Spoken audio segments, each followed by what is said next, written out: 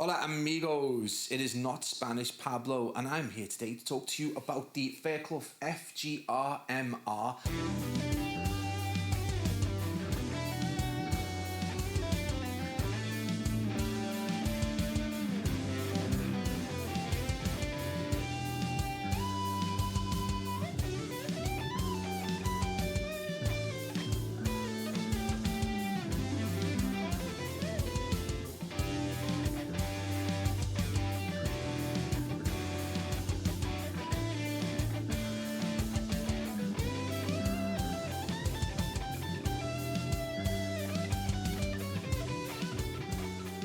Fairclough guitars have been around for a while. I think they've been largely kind of in the acoustic format. It came back onto the UK guitar scene in 2023 with a range of traditionally styled and coloured electrics and a range of acoustic guitars. And then 2024, I think on the back of the fact that they didn't kind of set the world on fire, they introduced some Super Strats and some really interesting monochromatic matte finish Telecasters, which look out of this world.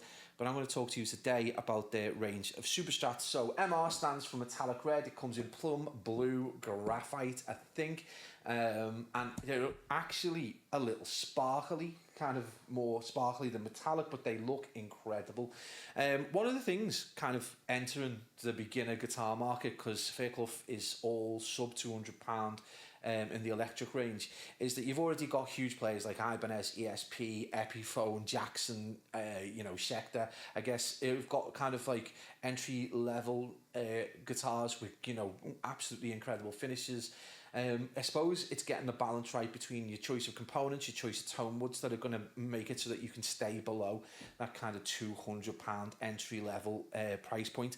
And often the way to do that is to lose out on either the tone wood choice or your components. I can remember back in the day having guitars whose Floyds, they weren't Floyds, but they were kind of fell apart really quickly, or the tuners were just not worth anything. So it's really nice to see the Fairclough have got a really good relationship with Wilkinson hardware, so they've been able to employ pickups hardware right the way through the guitar and through their range as well, just elevating it beyond every other guitar at that price point. The FGR MR has got a poplar body, so I mean it's a traditional choice for that kind of entry level guitar. It's kind of a lighter, less dense tone wood, so it resonates more in the mid to treble frequencies, which is great for solo and stuff. But for kind of chugging and metal stuff, you would find that a little bit more difficult, which is where Wilkinson step in with their kind of mid to high output pickups. So you offset the tone wood kind of restrictions with some really good pickups as well. That's going to allow you to play those kind of metal tones. It's got absolutely brilliant. The tone pots are the same kind of tone pots you get on high-end Ibanez. They're solid metal, really good. I mean, it's not super expensive. 3-way pickup selector, so neck, bridge, and then a combo. Hardtail with string through as well, so just a nice easy entry into setting up your guitar. Just pop the string through and tune it, pop it through the other end. Wilkinson tuners, a really good choice. I've been playing this for 2 days now, and I've had to retune the G more than anything else, but it's just not that often, and it doesn't slip that much as well. So great for home practice. I don't know, for live playing, you probably really need to stay on top of the tuning during the live performance. But yeah, as a beginner guitar that you're going to learn and want to pick up and play on, it's really, really good.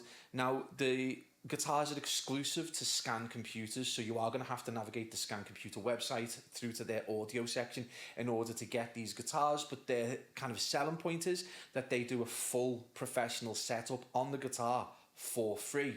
So if you take your guitar to a man as such, it's going to be kind of 80, 90, 100 pounds for a proper setup. And I've received a guitar, it's got no fret issues. So sometimes on cheaper guitars you get the frets can stick out and be a little square and a little sharp, completely smooth. Intonation can sometimes be out on guitars that are kind of bulk sold at the cheaper end as well, and the intonation on this is nailed on. It's just great right the way across the fretboard. The action came really playable out the box, and it was just a really kind of like easy out the box tune it and play kind of instrument. 3 things I really like about the guitar. The finish, the metallic sparkle finish is just something you don't get at this price point, generally speaking. The second thing, I guess, is the pickups. Obviously, I'm not a big fan of poplar as a tone wood, but the pickups really offset it, and you'll hear in a bit just how well they sound. And then thirdly, it would be the tuners. So just having that reliability and kind of it not going out to tune all the time is great for practice, which is just awesome. Three things I don't massively like about the guitar. So this is a weird one, but like the neck size, and this is just personal. If you're a beginner, it's great. So I think it's a D-shaped neck, but it's quite small frets, and obviously it's a quite slim neck as well. So I come from an Ibanez Genesis, FGM made Genesis with a 14-inch radius neck, so it's actually more like a bat.